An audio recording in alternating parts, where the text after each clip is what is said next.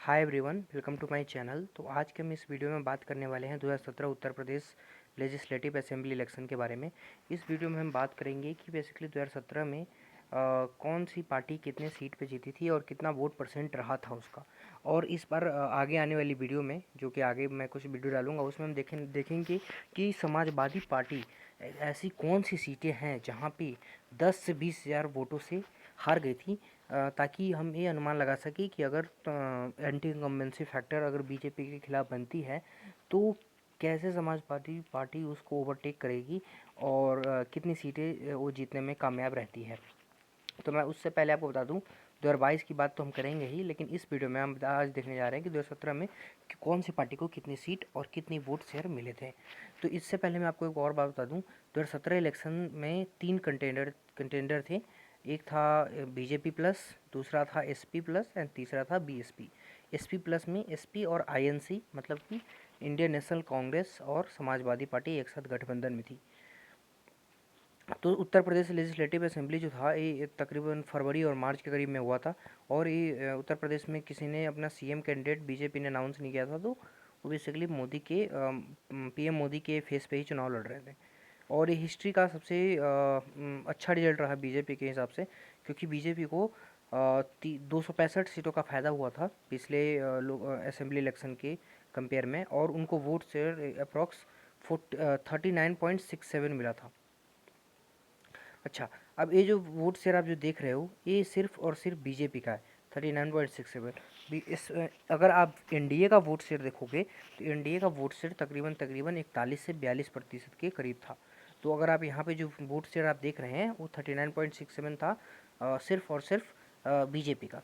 और उसी तरह से समाजवादी पार्टी और आईएनसी, मतलब कि इंडियन नेशनल कांग्रेस, इन दोनों का वोट शेयर तकरीबन तकरीबन 28% था। और जिसमें समाजवादी पार्टी का वोट शेयर 21.82% थी। और बीएसपी समाजवादी पार्टी से वोट शेयर के मुकाबले में ज़्यादा थी कुछ परसेंट, और सीट के मुकाबले में काफ़ी कम थी। तो अगर आप टैली देखोगे 2017 की, तो बीजेपी लैंडस्लाइड विक्ट्री थी बीजेपी की। 312 सीट जीती थी बीजेपी ने, 47 सीटें समाजवादी पार्टी ने और 19 सीटें बीएसपी ने। अब हम बात कर लेते हैं कि जो अलायंस में थे एनडीए और एसपीआईएनसी, जो कि महागठबंधन आप कह सकते हो, और बीएसपी कितनी कितनी सीटें मिल गई। तो बीएसपी का तो क्लियर हो गया आपको कि 19 सीटें मिली थी उसको और 22% वोट मिला था। बीएसपी का कोर वेट, अब हम सबकी कोर बेस वोटर की बात कर लेते हैं। जो बीजेपी का कोर वोट बेसर माना जाता है वो बेसिकली ठाकुर, ब्राह्मण और जाट ये तीनों जो हैं बीजेपी के कोर वोटर हैं। समाजवादी पार्टी के कोर वोटर यादव प्लस मुस्लिम है, और बीएसपी की कोर वोटर जो हैं वो कुछ मुस्लिम्स एंड जाटा वोट हैं। तो अब हम देख लेते हैं कि रिजल्ट जब एक्सपेंड करेंगे तो उसमें आप देख पाओगे कि एनडीए और उन सब चीज़ों को उनको कितनी सीटें मिली थी। तो आप देखोगे एनडीए जो है उसने कई अलग पार्टी को भी टिकट दिए थे, और बीजेपी सिर्फ 384 सीट पर लड़ी थी 403 में, और तकरीबन तकरीबन 312 सीट बीजेपी ने जीता था।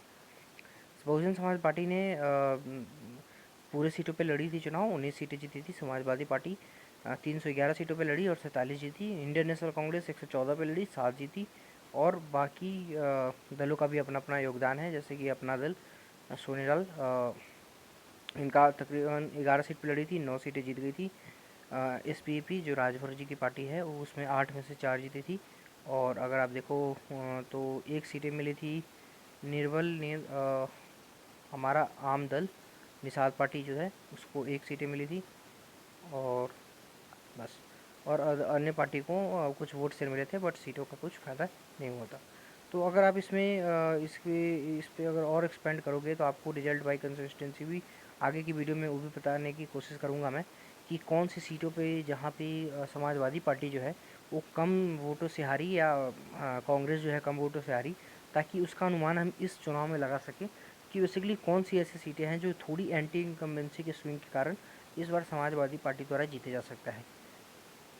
तो अभी इस वीडियो में इतना ही। अगले वीडियो में डिस्कशन करेंगे कि अगर अर्थमेटिक के हिसाब से देखें तो क्या समाजवादी पार्टी इस बार यूपी जीतने में कामयाब हो सकती है क्या, अगर एंटी इनकम्बेंसी 10 से 15% अगर बीजेपी के अगेंस्ट काम करती है तो।